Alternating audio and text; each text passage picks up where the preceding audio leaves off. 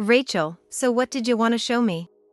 Grandma, haven't you noticed anything about Mom? You mean Michelle? Rachel nodded, and right then, we heard footsteps outside the door. Someone must have come home. Could it be Michelle?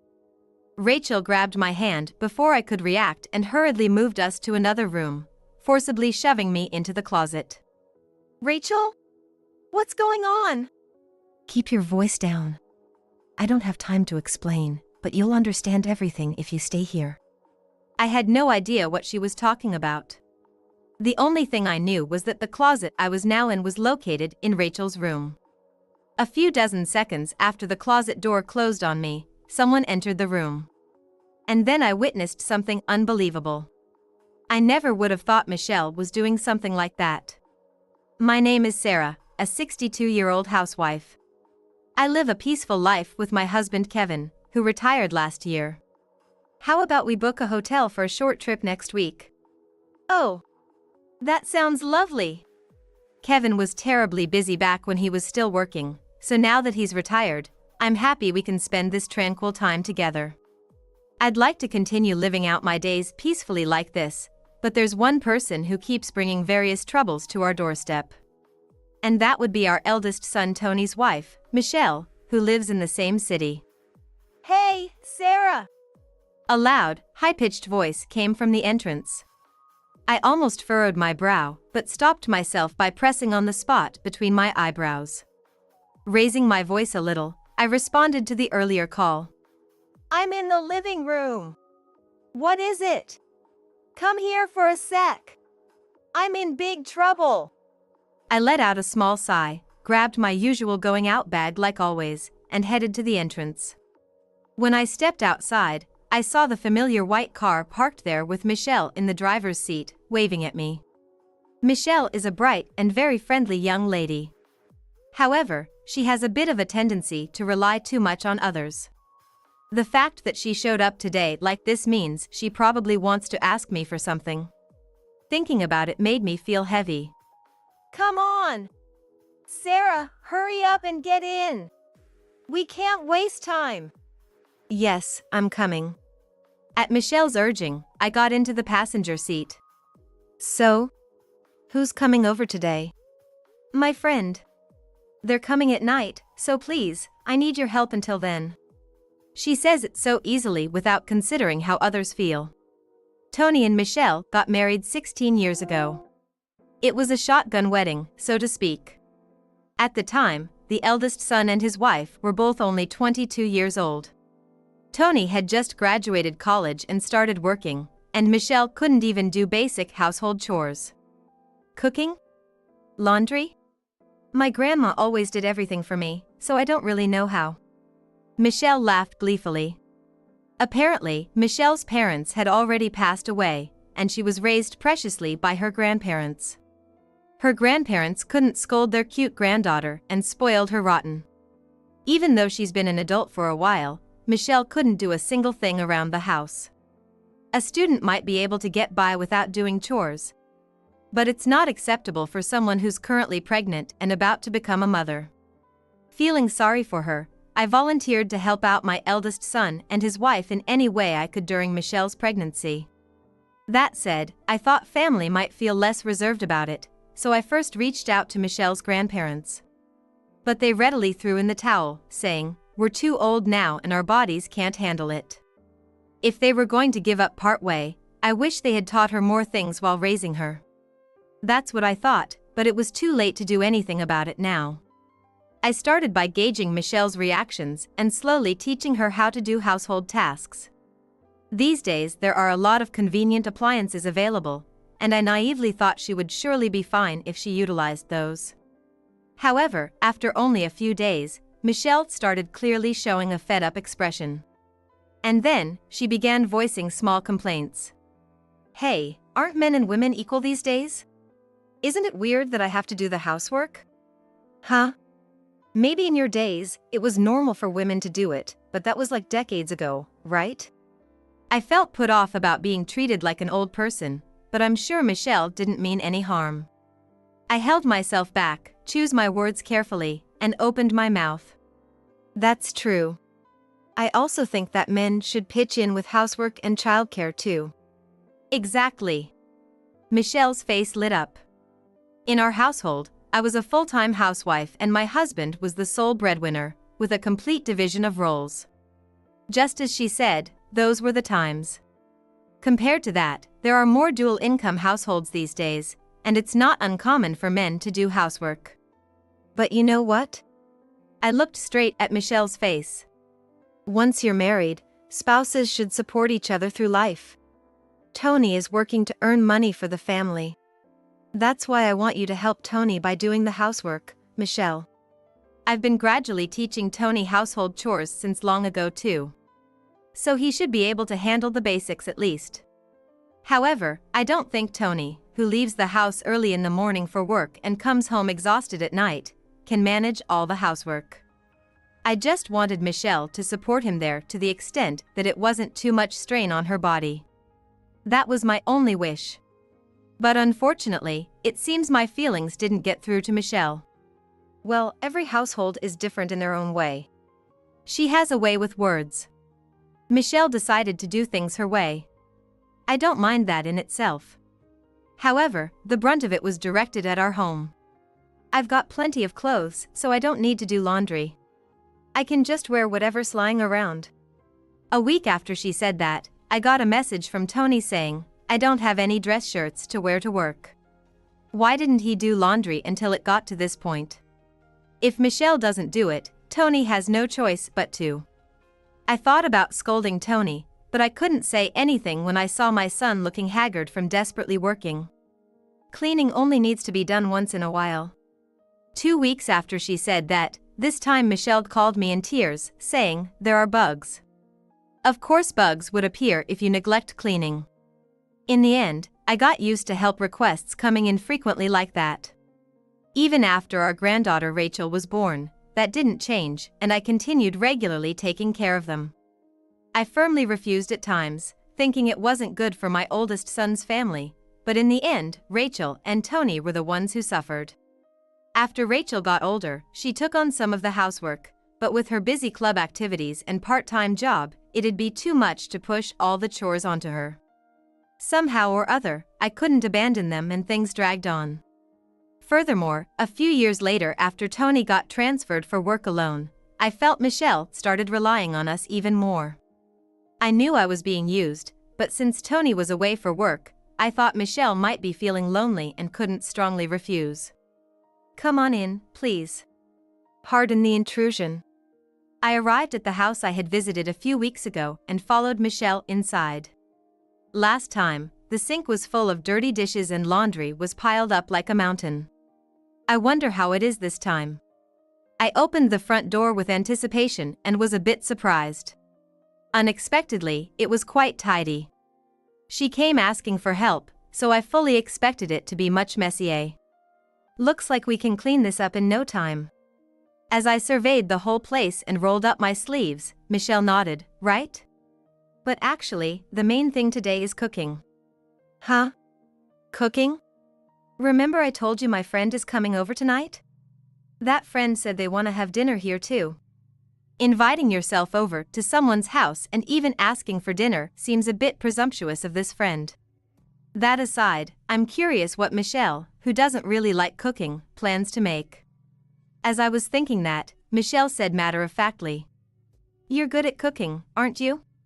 Whip up a few dishes real quick. What? Me? I often share dinner with my oldest son's family. But that's only when I make extra while cooking our own dinner. I've given them portions when I made a lot, or food I prepared to have on hand. But I honestly don't even want to consider cooking multiple dishes just for my son's family. I want to refuse somehow. If it's to eat with a friend, wouldn't something simple like pasta be better? I can teach you how to make that, so let's cook together. It's a hassle to have a lot of dishes. Why? My friend is coming all the way to eat, that's not enough. Besides, you always have a bunch of side dishes for your own meals. That's because I prepare meals at the start of the week. I also make large batches and freeze some. In the first place, I'm not a housekeeper, so isn't Michelle misunderstanding things by relying on me too much? I can help you cook if you're making it yourself. But I think it's wrong to dump everything on me. Huh? What's that supposed to mean? People have things they're good or bad at. You're good at cooking, so can't you just make it real quick? Michelle raised her voice a bit. I shook my head. I still think it's strange for me to cook for a friend of yours that I don't even know. Maybe she didn't like that I wasn't going along with what she said, but Michelle made a sullen face and went into the bedroom without another word. Huh? Michelle? I couldn't just go home, so I waited and Michelle came back in less than 5 minutes. She had her phone gripped in her hand. Never mind. I told them no to dinner. I had no idea you were this obtuse and stingy. I thought we could relax and enjoy eating together at home. Now I have nothing to look forward to. This sucks. Wait, it's my fault? It's messed up that you can ruin someone's fun and not even realize it. Oh, I don't need anything else from you now, so you can go home. Michelle gave me a cold look and then lay down on the couch. Usually after finishing the housework, Michelle drives me home. But I guess this is her way of showing she has no intention of driving me since I didn't do anything today. I never thought she would treat me like this after forcibly dragging me here. I don't want to ask her to take me home either, and more than anything, I'm irritated at the way she spoke to me. If I open my mouth now, there's no telling what I might say to her. It can't be helped. Pardon me for the intrusion. I squeezed those words out and left the house before I could say anything unnecessary. It takes about 20 minutes by car to get from my oldest son's place to our house. It's not a distance I can walk. I called my husband and had him come pick me up. What's this about coming to get you? Where's Michelle? I just couldn't put up with it this time. I slowly told my husband, who came to get me without really knowing why, about what had happened. As I explained, his face clouded over and he finally erupted in anger. Unbelievable. She's totally looking down on you. I thought she was relying on us an awful lot since her parents aren't around, so I kept feeling sorry for her, but there's no need for that anymore. You're right. I'm gonna rethink things from now on too. Well, we parted on such bad terms, I doubt she'll show her face around here for a while. That's true. Normally it'd be awkward and we'd grow distant. I feel bad for Tony and Rachel, but I've had enough of being treated like a housekeeper by Michelle and getting yelled at on top of it. As expected, 1 week, 2 weeks passed without any contact from Michelle. But then one day, when nearly a month had gone by, an unexpected person came to visit. It was my granddaughter Rachel. Rachel. What brings you here? Sorry for dropping by suddenly. It's fine.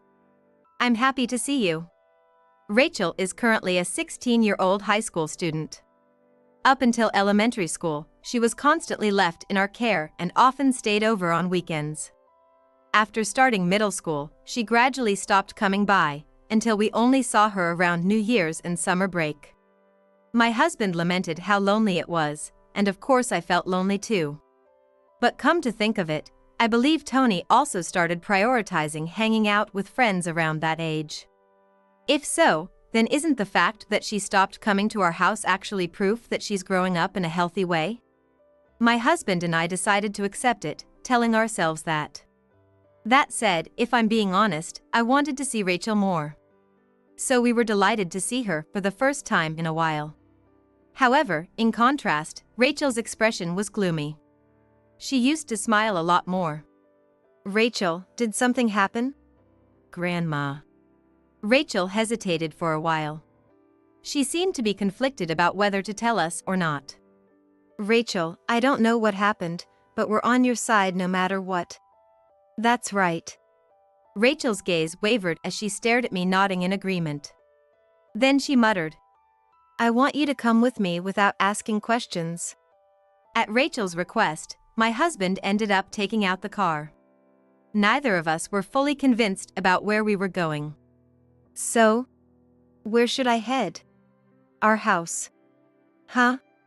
From the grave way she spoke, I thought we'd be going somewhere quite far, but apparently our destination was the house where my oldest son's family lives. What are we going there for?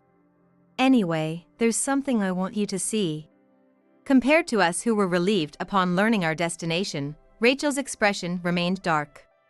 And in no time at all, we arrived at the house. I want Grandpa to wait in the car. I didn't know the reason, but I decided to have my husband stand by, just as Rachel said. Rachel and I entered the house. It was a familiar scene. So Rachel, what did you want to show me? Grandma, haven't you noticed anything about Mom? About Michelle? Rachel nodded, and right then, we heard footsteps outside the door. Seems like someone came home. Could it be Michelle? Rachel grabbed my hand before I could react and hurriedly moved us to another room, forcibly shoving me into the closet. Rachel? What's going on? Keep your voice down. I don't have time to explain, but you'll understand everything if you stay here. I had no idea what she was talking about. The only thing I knew was that the closet I was now in was located in Rachel's room. A few dozen seconds after the closet door closed on me, someone entered the room. Straining my ears to listen, it was indeed Michelle. Rachel, you're home already? Weren't you supposed to work today? I'm off since there's a test coming up. The two of them seemed to be making normal small talk. There was no tense atmosphere that something was about to happen. If anything, the only thing that bothered me was how curt Rachel was being with Michelle. What in the world did Rachel want to show me? And should I really be quietly hiding here like this? I'd feel bad if Michelle found out later. Imagining her reaction if I got caught made my heart pound faster. But the next moment, my heart nearly leaped out of my chest. What? We're not alone today. That's not what you told me. The one clicking their tongue in annoyance was definitely a man's voice. Tony should be away for work, and besides, the voice was different. Then who is this person? I'm sorry, Justin honey. But it's okay, we'll be alone together soon. Come on Rachel, you know the deal. Right? In a fawning voice I'd never heard before, Michelle placated the man and urged Rachel to leave. Wanting to be alone with the opposite sex and even kicking out her daughter for it. Wicked thoughts spread through my mind. But I have to study for my test. You can do that anywhere. What, are you saying you want to get in the way of my happiness? Fine, I'm going. The sound of the door slamming shut. Rachel must have left. This is Rachel's room. Now that Rachel is gone, surely the other two will leave the room as well. Once that happens, I should be able to get out of the closet. I waited with bated breath for that moment. But there was no sign of them leaving at all. 5 minutes later, my patience ran out. Unable to stand it, I stealthily peeked out through the gap. The sight that greeted my eyes left me at a loss for words. My whole body trembled from the sheer shock. Michelle was right in the middle of kissing an unfamiliar man. It was a full-blown affair. Could this be what Rachel wanted to show me? Maybe she had noticed Michelle's infidelity, didn't know what to do, and was struggling with it. If that's the case, I absolutely can't forgive Michelle. Having an affair in itself is a blatant act of betrayal. But what's even harder to believe is that she doesn't even try to hide it, and Rachel knows about it. A teenage girl like Rachel definitely wouldn't want to know about her mother's affair. What should we do now? That's right. Evidence. First I need to secure evidence of the affair. They didn't go as far as getting intimate in Rachel's room. However, it seems they did fully engage in the act after moving to the bedroom. Their voices, which I didn't even want to hear, reached me from far away.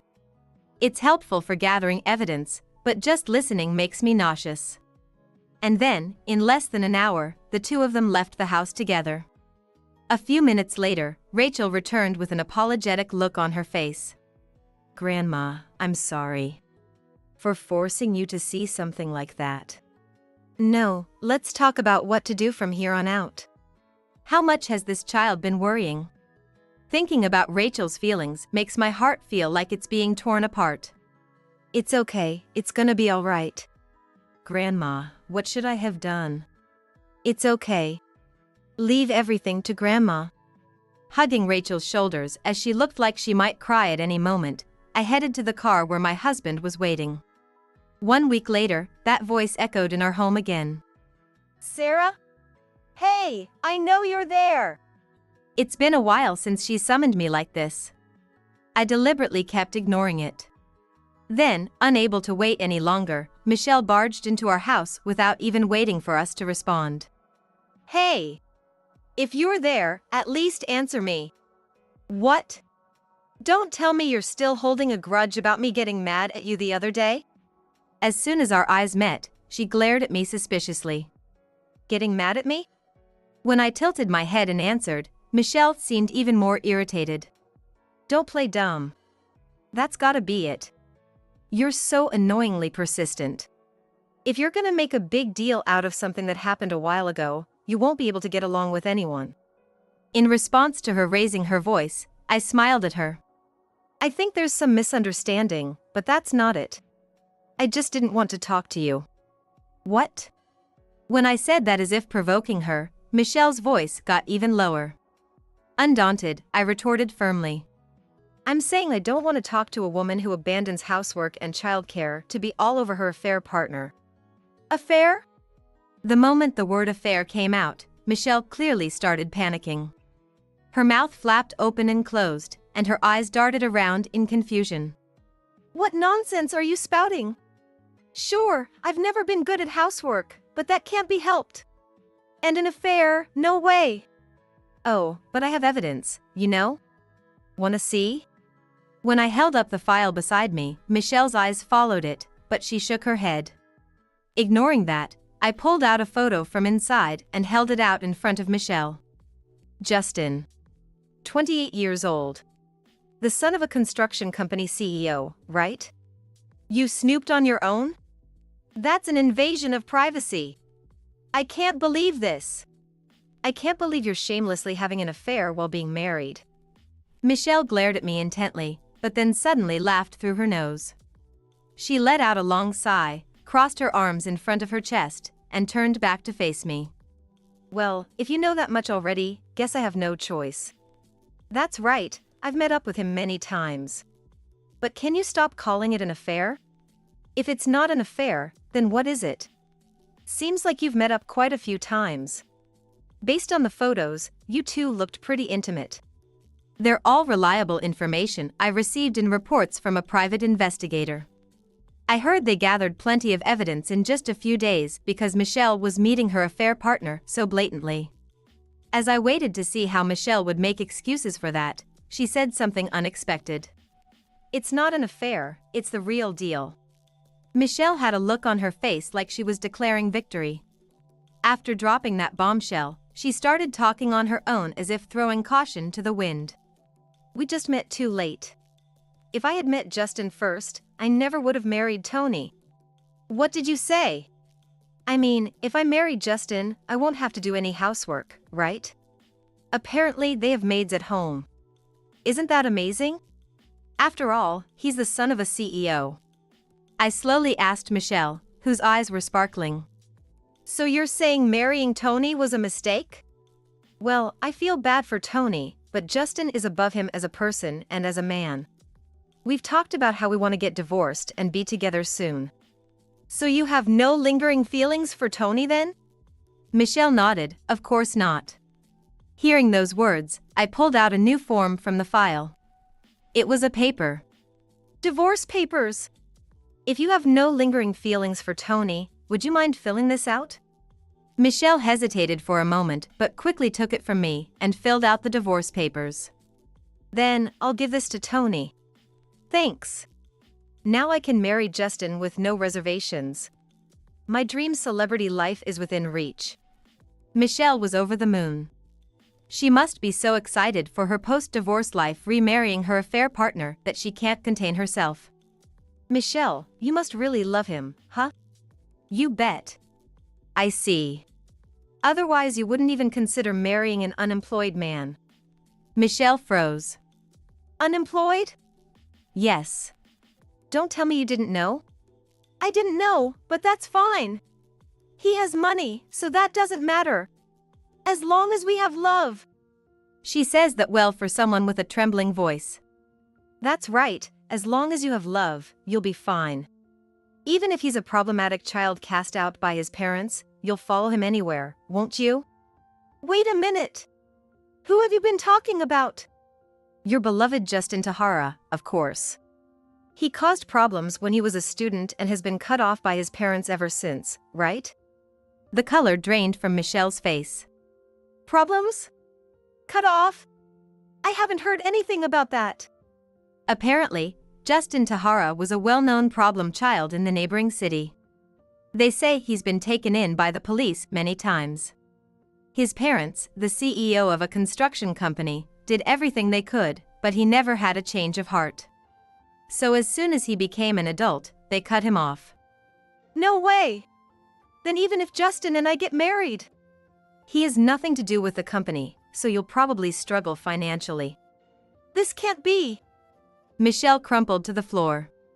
On her knees, she looked utterly dejected in disbelief. Just earlier she had been over the moon imagining their future, but now she seemed filled with despair. Her appearance was truly pathetic and pitiful. Well, I have no more business with you now. You can go home, okay? Or rather, would you please leave? It was the same line Michelle had used when she kicked me out of the house. As I placed my hand on her shoulder, intending to have her leave quickly, Michelle gripped my hand tightly. Wait! I changed my mind, I won't get divorced. What? I realized it. My true love is with Tony. She must be aware that it's a painful argument to make. Beads of sweat were slowly forming on Michelle's forehead. Michelle was clinging to my hand as if begging, but I brushed it off. You're a very foolish person. Just when I thought you chose a man over your daughter, it turns out your number one goal was money. My daughter has nothing to do with this. You didn't even try to hide your affair from Rachel, did you? Do you understand how much that hurt her? Her father is away for work. Her mother is obsessed with her affair partner. Although she had a good relationship with us, her grandparents, she felt guilty about her mother's affair and found it hard to face us. Putting yourself first and neglecting Rachel. That's what I can't forgive the most. It's not just Michelle. We're also frustrated and ashamed that we didn't notice Rachel's suffering. From now on, together with Rachel. We're about to become strangers, so could you please stop talking to me that?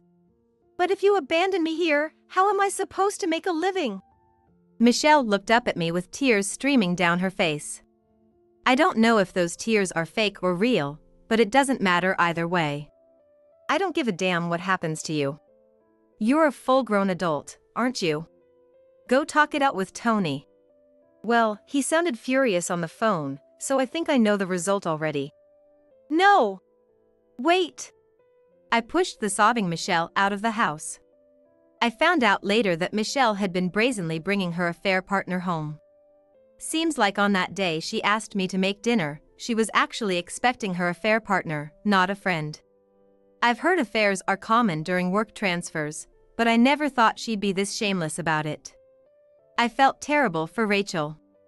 From now on, we'll keep a close eye on him and make sure he never causes trouble again. That's what the affair partner's parents said. I wondered what would happen after hearing he was cut off, but I'm glad his parents are sensible people. Naturally, my oldest son and his wife got divorced. According to Tony, Michelle put up quite a fight during the divorce. She had been disparaging Tony so much, and now she has the nerve to cling to him. How low can she get? She probably found out her affair partner was poor with no prospects and got anxious about her own future. She apparently kept pressing Tony about whether he could forgive her somehow, whether they could rebuild their relationship as husband and wife. I was deceived too. I'm basically a victim. It's a fraud. She claimed the affair partner was entirely to blame and that she was actually the victim. However, there's no way that would fly. We have a mountain of evidence Rachel and I desperately gathered. In the photos, Michelle had her arms crossed and was smiling happily at the man. She didn't look like a victim at all. She had the face of a woman fully enjoying her affair. In the end, when confronted with all that, it seems Michelle finally gave up. Left with almost nothing and nowhere to live, she turned to working nights. At first she boasted, "With my level of beauty and conversation skills, I can make money any way I want." But of course it wouldn't go that smoothly. Seems like she learned the harshness of society after actually working. No matter how much she flirted, her popularity didn't increase and her income didn't grow. In a panic, Michelle ended up desperately offering sexual favors to customers herself. But the store found out right away and scolded her harshly. And then, as a penalty, her hourly wage was drastically reduced. "I heard she's barely scraping by in extreme poverty now. I get regretful emails from her every day," Rachel said. "I was worried it might be a burden on Rachel, but she said, I just think of her as a stranger now, so it's fine. That said, my husband and I are worried about our dear Rachel." After much deliberation, we decided the four of us, including Tony who returned from his work transfer, would live together. Unlike Michelle, Rachel diligently does housework, which is a huge help. Her cooking skills are also rapidly improving, and I ended up saying, "At this rate, you could get married anytime." To which Tony and my husband immediately reacted, flustered, "It's 10 years too early for that. They're already such doting parents and grandparents, I dread to think what the future holds." But Rachel looked happy, so I'll let it slide. Married or not, I want to properly teach her what she needs to know so that Rachel can lead a rich life going forward.